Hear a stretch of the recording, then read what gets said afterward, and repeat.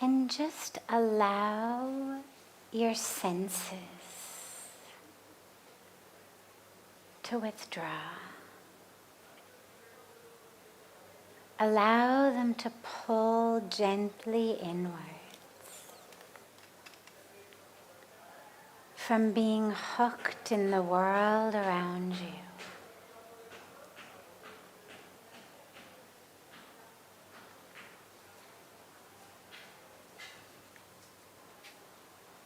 Gently bring them in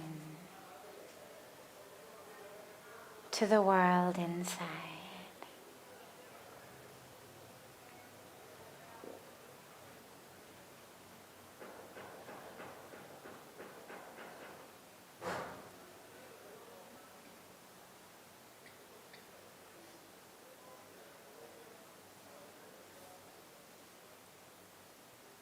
Just ever so gently pull that energy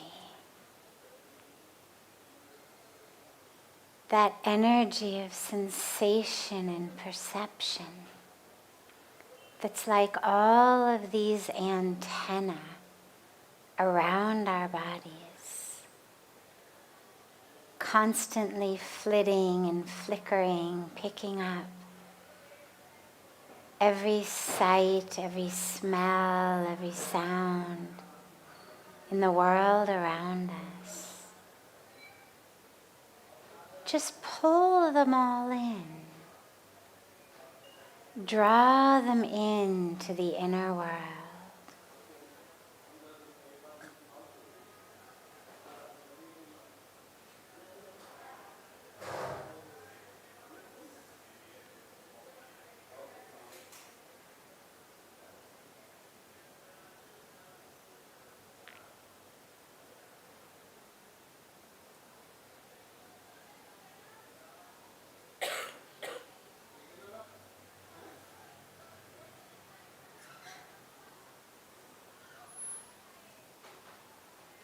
And allow that awareness, that attention and focus that you've pulled inward, allow it to anchor itself in your breath.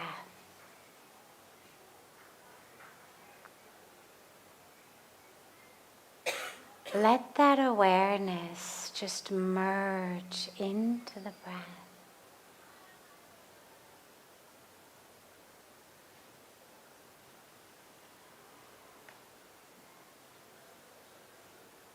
Most of us think of the breath as just one very quick motion. But actually, if you become really aware, you can notice the opportunity to feel that breath actually flowing in as it comes in ever so gently just across the upper lip, just into the nose. Can you actually feel it? As you inhale, can you feel that slight change in the space just above your lip and just below the nose?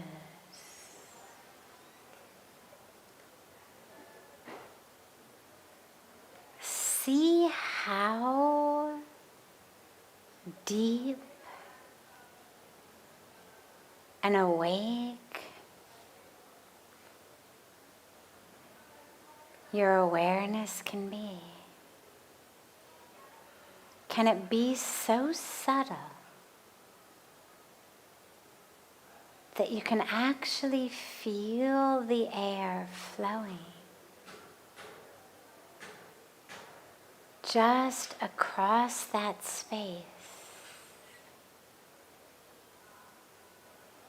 below the nose, just as it's about to come in.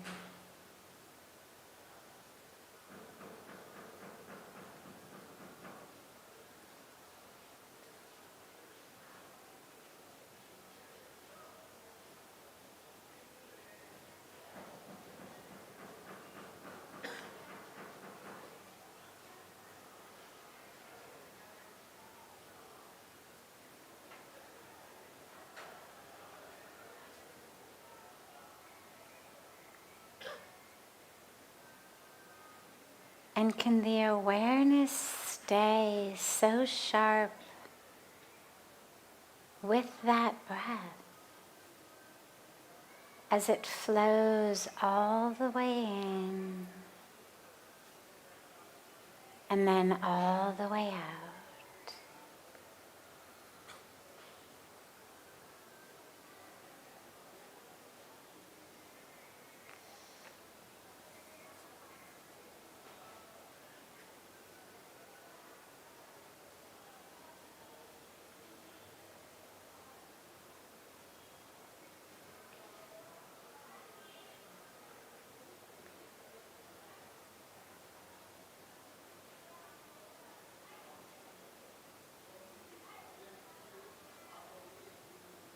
And if the mind wanders, don't worry, just bring it back.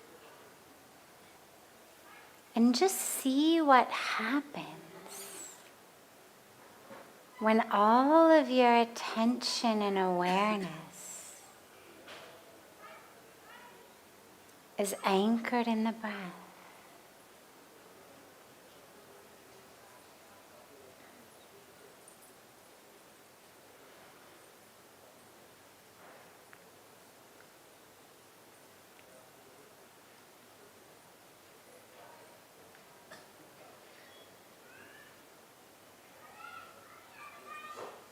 And if you do get distracted, don't worry, just allow the thoughts or any of the distractions to just be like little clouds, wispy clouds that are blowing across your awareness, which is like a spacious, infinite blue sky.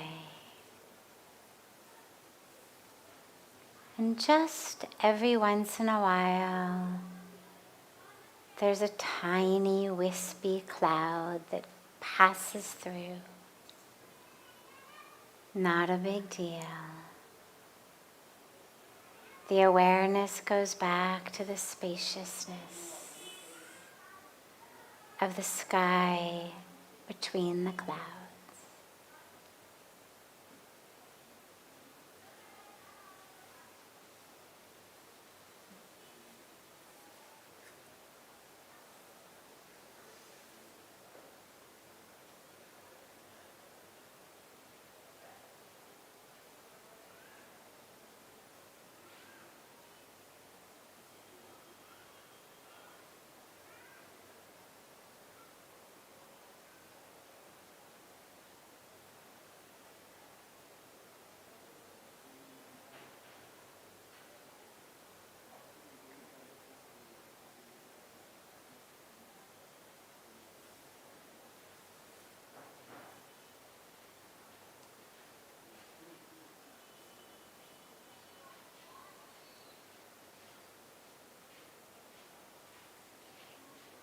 Just keep drawing that awareness back to the breath, back to that spaciousness between the thoughts, between the distractions.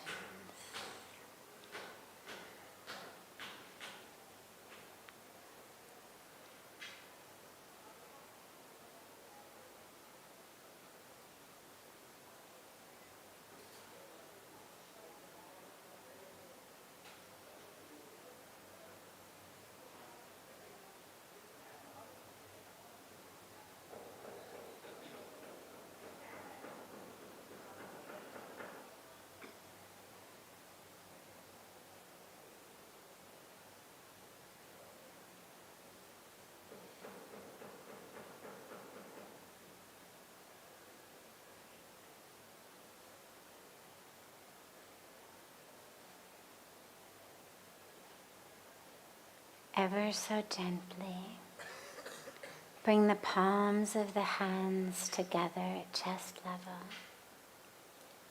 and rub them gently against each other.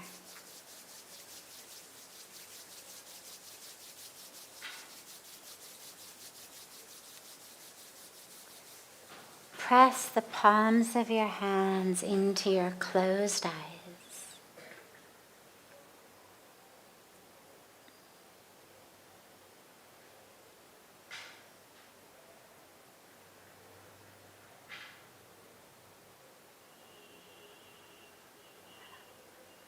Open the eyes and lower the hands.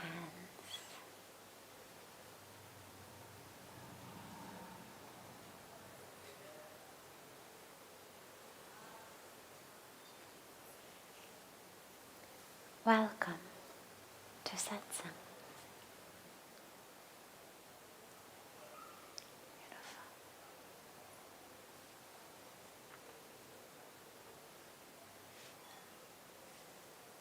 So beautiful to be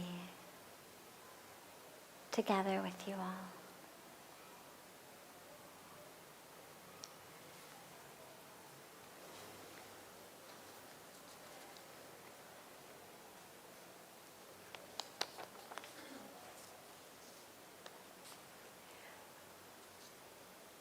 What is unconditional love?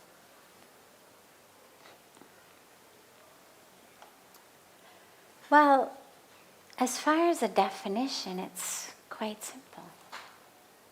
Unconditional meaning no conditions.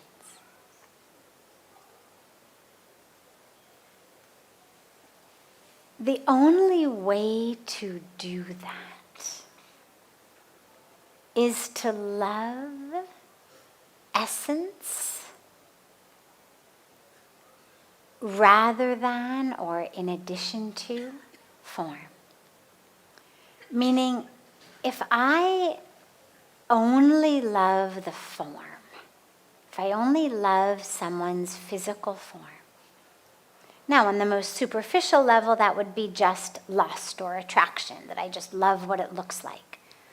But sometimes it goes a little deeper. Sometimes I love what it says to me, what it does, how it makes me feel, how it treats me, the money it brings home. And there's a lot of things other than just what a body looks like. But if all I love is that body, whether it's the appearance, whether it's how it acts toward me or in the world, whether it's the type of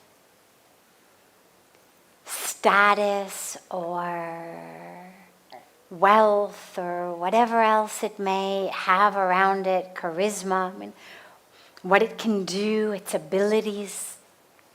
If all I love is that form, well, form is constantly changing. That's the nature of form. The nature of nature is it changes constantly.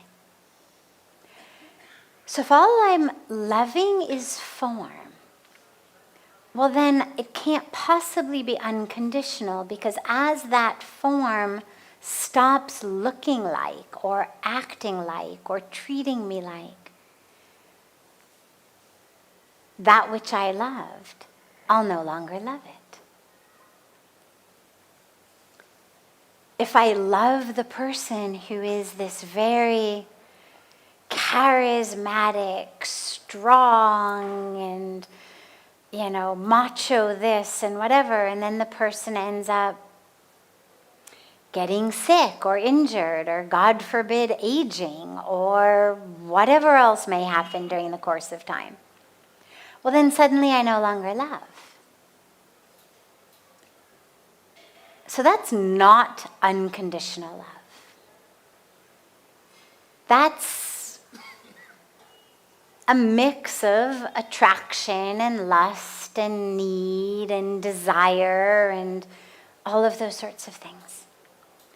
Unconditional love is, I may appreciate the form. I certainly may look at someone and say, oh, God, you're so beautiful.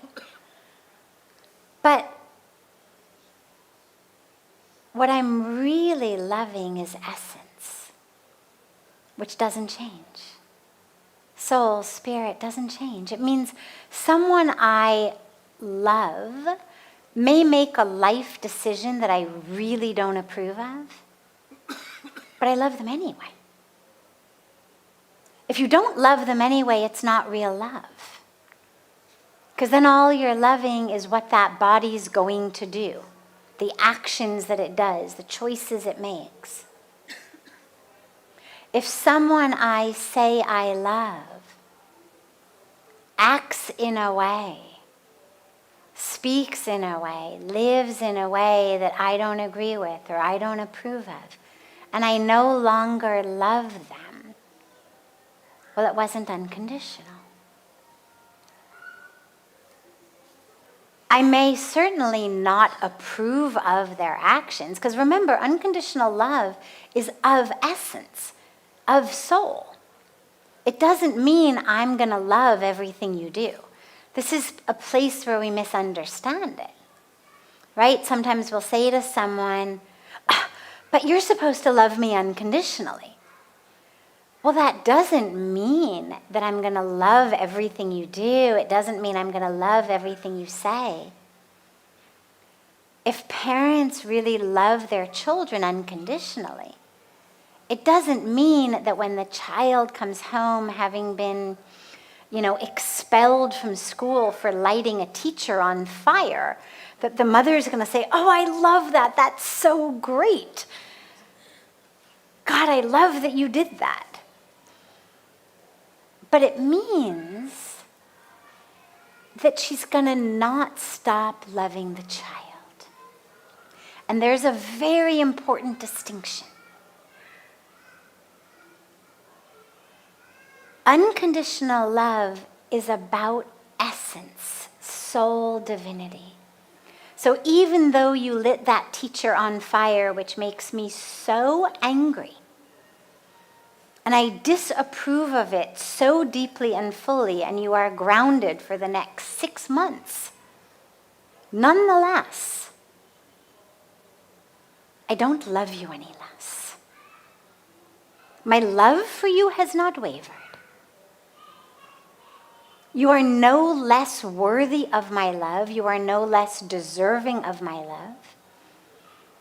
I'm not going to make broad statements about what a worthless human being you are, because you're not.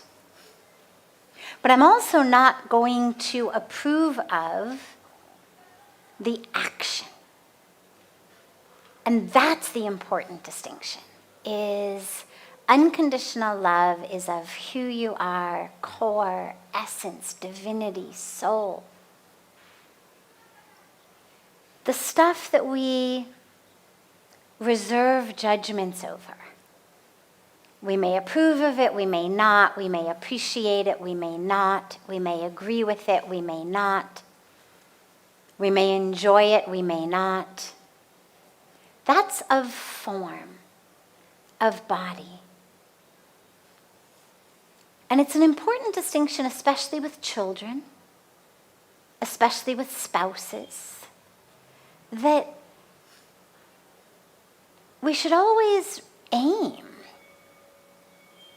for unconditional love. It's a good question for Valentine's Day anyway, right? We should aim for unconditional love. As the one who loves, I want to be able to love you unconditionally. And what that means is that I need to drop into my soul that loves your soul, that loves your essence, that loves the divine in you, even if I very strongly disapprove of some choices you make.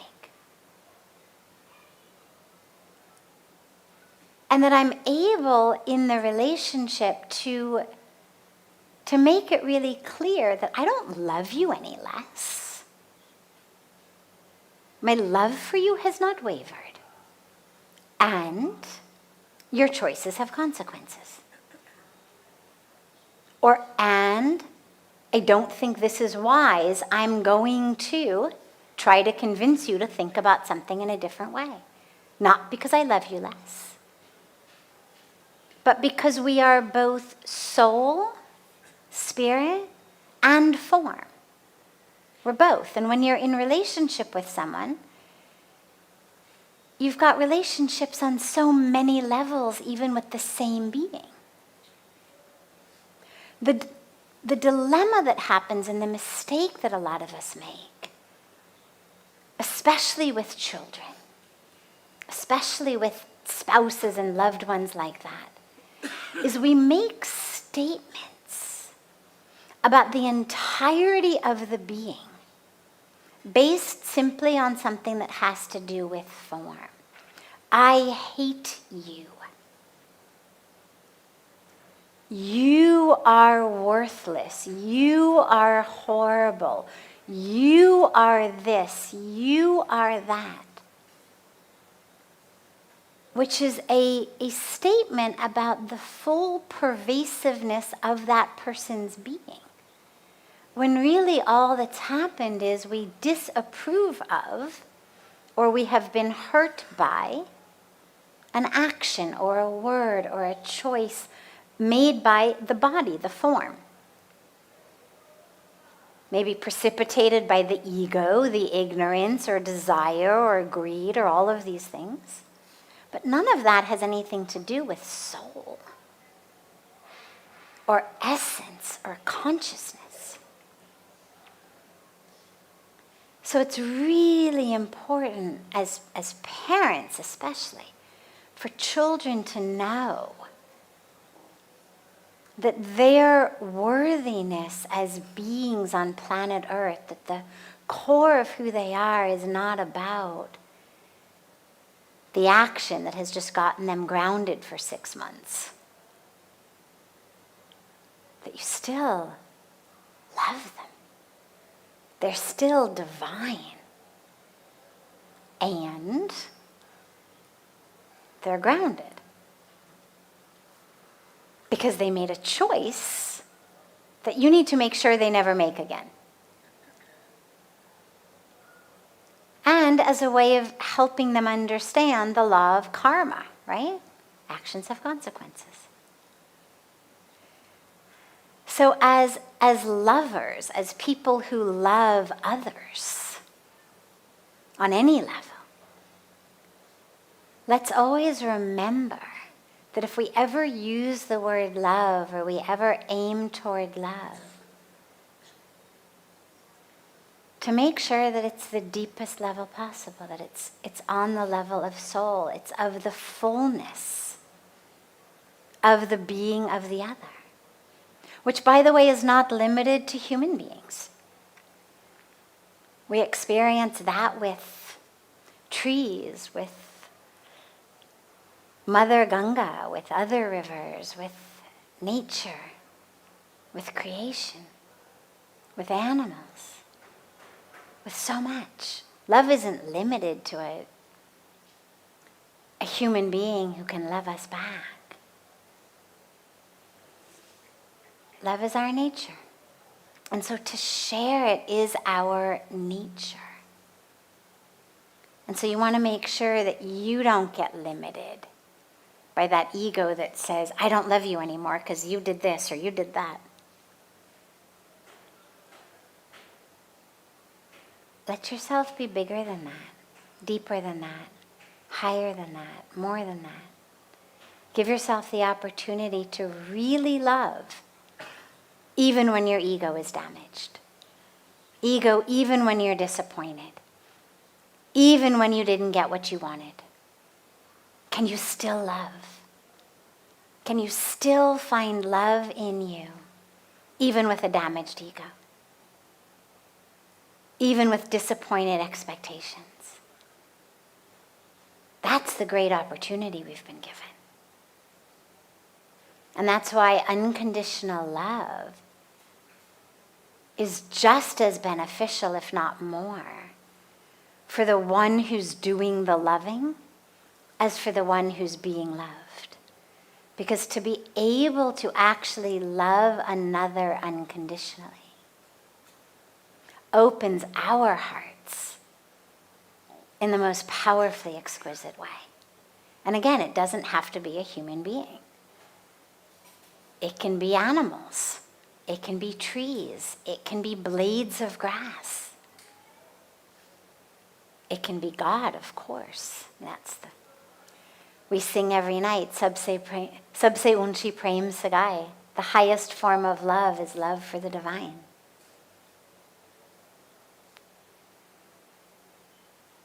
So let's use this beautiful excuse opportunity of Valentine's Day to re-remind ourselves what love really is and what the possibilities of it are for each of us, rather than getting co-opted into a holiday that's been hijacked by Hallmark or some other business trying to sell us something.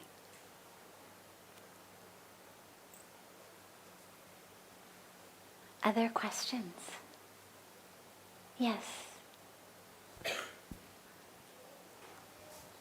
Hello, nice to meet you. Namaste. I'm from San Diego. I just got here like a week ago. Welcome. Thank you. And we're talking about generosity and unconditional love. And it's quite surprising to walk down the streets and see all the beggars and people asking for money and wanting something. And you were talking about a couple of days ago, the creator and the creator are one.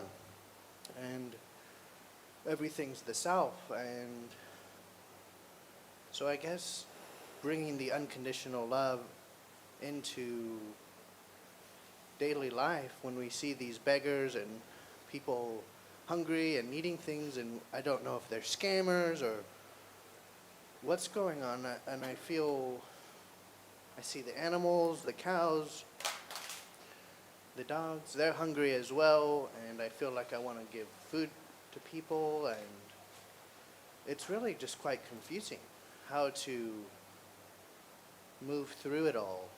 And who do I give to, and who do I not, and how much do I give, and what does it mean to be generous, and all these questions come through. Yeah, beautiful. Love and generosity in a place like India, where everywhere you turn there's someone or something in need. And you know, it's interesting because you mentioned you're from San Diego. I'm originally from LA. Lived in the San Francisco Bay Area for a while, and spent most of the first 25 years of my life insulated from that form of poverty. We'd see it in New York. I remember we'd go to New York for Thanksgiving. My mother was from there, and you'd see beggars on the streets. But at that time, you didn't see it in LA, at least not in LA where I was. You saw it a little bit in San Francisco, not so much, and certainly not in places like Palo Alto where I was at that time. Not that it didn't exist, you just didn't see it. It was kept separate from us. It existed in areas that we didn't go to. And it's so interesting now because when I go back to LA, now you see it everywhere. My parents live in Santa Monica, and you walk down the streets of Santa Monica, and there's homeless people everywhere. And I see India, especially for those who come, just to visit rather than to live. I see it really as a way to wake up that within us, which is needed, not only in India, but it's needed everywhere. Yes, people here on the streets need it. And yes, people in San Diego need it. And yes, people in other parts of America and other parts of the world need it. India just is such a sensory overload of need. It's such a greater percentage of those who need. that it's so much more overwhelming. But I really take it as that which awakens within us the awareness of how much the world needs. Because I find myself so much more aware of need now, wherever I go in the world, having been here. And the questions you raise are really important ones about how much to give, what is generous, how to love. And of course, there's answers on so many levels. I mean, there's answers on the personal level of you with a finite sum of money walking down the street having to decide who to give what to. But then there's answers on a much bigger level around the choices that we all make as human beings here on earth. Because Mahatma Gandhi said very beautifully, there's always enough for everyone's need and never enough for anyone's greed. And without getting too much into the science of sociology or political science or any of those subjects, we really could actually have a planet in which we didn't have hungry, homeless people. This is not an inevitable situation. It's not inevitable in India. It's not inevitable in Los Angeles. It's not inevitable anywhere in the world. It's a situation that is created based on choices that those of us who have the luxury to choose make. And so I think on a personal level, I think our responsibility is really on several levels. I think we have a personal responsibility to those who happen to be thrust into our particular karmic aura, as in, you are the one in front of me, while there may be millions of people like you in the world, you are the one who happens to be in front of me, which means I've got some level of a karmic responsibility with you. And it may be to give them some money. It may be to give them a sandwich. It may be to give them nothing other than looking at them and seeing the humanity in them and not turning your head around. I remember when I first came to India and was in cars in big cities like Delhi, and people would beg, kids would come up to the car in the middle of the road, and instinctively I would obviously give whatever I had out the window. I mean, you come in from America and suddenly you've got starving kids begging at your window. Of course, you're going to give them whatever you've got. And it was explained to me very clearly that that was not a good decision for several reasons. Number one, because if you give to one, then 50 of them run into the middle of the street and they end up getting hit by cars because they come to you when the light's red. You give to them. By the time all 50 of them come out of the woodwork because there's a car that's giving, traffic has started. And there's innumerable accidents and injuries and deaths. And also because the money is not actually going to the kids. It's actually going, into a much more mafia situation that now we know a lot more about than we did a few decades ago. So it was explained to me not to give, and I followed along, but it was very important to me that I not deny their humanity, that I not develop the ability to look away, even if I wasn't going to be able to give them anything. I didn't want to develop an ability within myself to be able to look away. And so now whenever they come up to the car, I look at them. And I look at them with as much love as I possibly can, and I sit in the incredibly uncomfortable situation of not giving them something, which is just awfully uncomfortable. But I don't let myself look away. Because I think we are called upon not just to respond to the person in the moment, but to respond to the humanity of everyone. And what that means is that to the extent that you can give the person in the moment something, give it. Give it. Whether it's money, whether it's a sandwich, whether it's an apple from your bag, whatever it may be. They're worse off than you are. Give them something. But we're called upon to do more than that. $1 bill, 50 rupees, 5,000 rupees. It's not enough. It's not really the answer. And that's this other level, which is that we are called upon every time our heart breaks in seeing one of those people. I think we're called upon to reevaluate how are we living in society in which we become complicit in the fact that that is okay.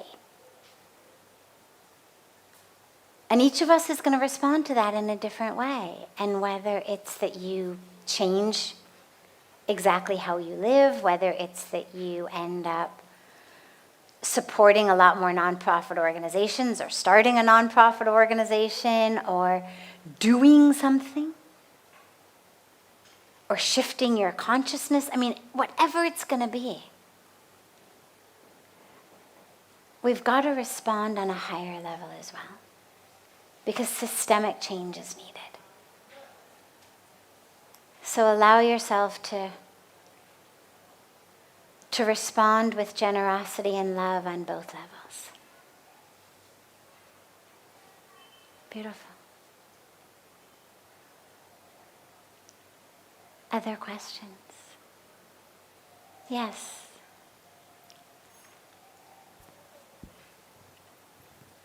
Actually, namaste. Stay. I have two questions. First one, if you always feel unconditional love, or if sometimes come also to you some feelings that overwhelm you, or you don't feel that, and have you response?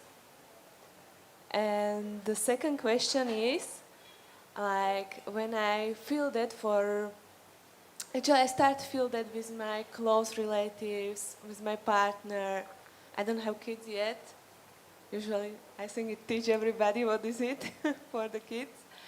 And I feel it for a planet, I feel it for a crab when I see.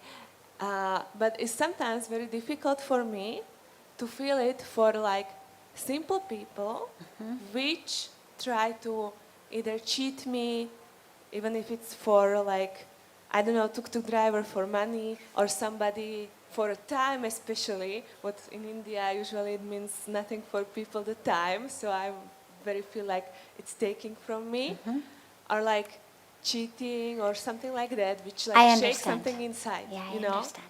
Like usually when I'm here, the people who I don't know, but I feel like wow, connection. But when they start go against me, it's sometimes very difficult. I try to go to my higher self and take a response, but not always it's happening. I If get you it. have Sure. some Yeah. hack or some response. So, unconditional love. Yeah, it's hard when the ego gets hurt.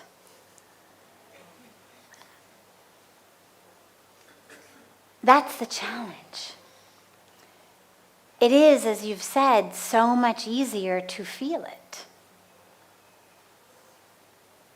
For the creation, for other aspects in that creation, for those who are just that you see on the on the pathway, who you pass by. It's much easier to feel that for them than for those who are close, from whom you want something and you're not getting it. That's the challenge. Because see, trees and flowers and blades of grass and random people you're walking with, they're not challenging my ego. There's nothing I'm wanting of them that they're not giving me. And so it's very easy to feel that love for them. But for a loved one, family members, partner, we've got agendas, we've got expectations, how they should be, how they should act, how they should treat us. And so that unconditional love is much harder, absolutely. But that's where it's the opportunity to actually ask yourself, can you distinguish ego from soul? Yeah, the ego is injured, but can the soul still be connected to their soul? Can you distinguish ego from heart? Ego is hurt. Heart can still love. And that's a critical thing for actually deep happiness in your life. Because our egos get injured a lot. It's just part of the package deal of being human. People are going to do things, they're going to say things, they're going to act in ways that are not what we want. They're going to comment on something on social media. They're going to post something on social media. I mean, it happens now all the time. And if every time something like that happens, we lose our ability to access love, then we're really damaging ourselves. And so it's a really critical and powerful practice to make sure that you can distinguish a damaged ego from a deeply loving heart. A damaged ego from a soul-to-soul connection. And that's your practice. So whenever you find yourself, and by ego, by the way, I don't just mean your arrogance. The ego is the whole sense of who we think we are, that whole identity. It's the part of us that gets hurt, that feels insulted. So ask yourself, whenever you have those moments when it's hard to love, see whether you can drop deeply. The upset is here. It's in the stories that the mind is telling you about, oh my God, I can't believe it, and how dare he, and how dare she, and that was so mean. And see if you can just drop deeper. Drop into your heart. Can you still feel the love? And then drop even deeper. Drop into soul. Drop into spirit. Drop into consciousness. It's a very powerful meditative practice. It's great for your relationships. And it's great for your own self-awareness. And that's why, one of the beautiful teachings that Pujya Swamiji always gives is about the importance of having a breathing room, a spiritual corner that we go to. So if you've got a fight going on, or there's something, a situation, that you can actually remove yourself from it temporarily. To go and sit somewhere where you can actually re-anchor yourself. Because if you don't have that, then you're in that fight of mind to mind, injured ego to injured ego. And you end up saying things that you later really regret and losing yourself completely. And being able to just Go to your breathing room, go to your sacred space. Enables you to drop deeper. So create that. It may be just a corner of a room. But create a space that you can go to reconnect.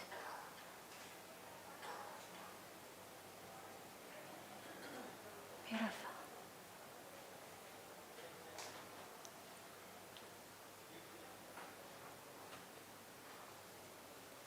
Have a beautiful, beautiful rest of your evening, everyone.